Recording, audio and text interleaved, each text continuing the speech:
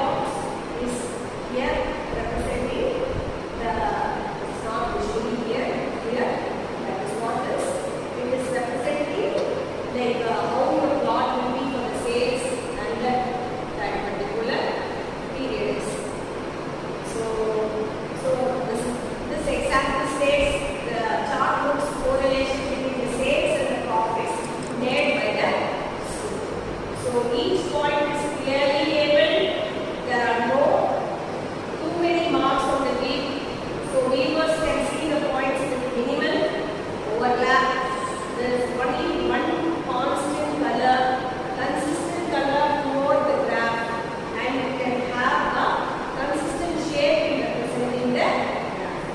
So how the sales and what is the profit of the particular store is analyzed by this particular example.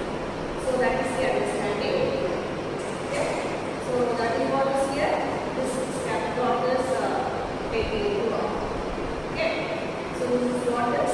So this is how like you can make this catalog to make it your visualization. And what are bad examples of your scatter plots? So what would be your bad examples of your scatter plot? You cannot use what you cannot use your non-linear manner your scatter plots. Okay, so that is a bad example here. You have some data on your vertical and your line in the image. So that example also cannot be used.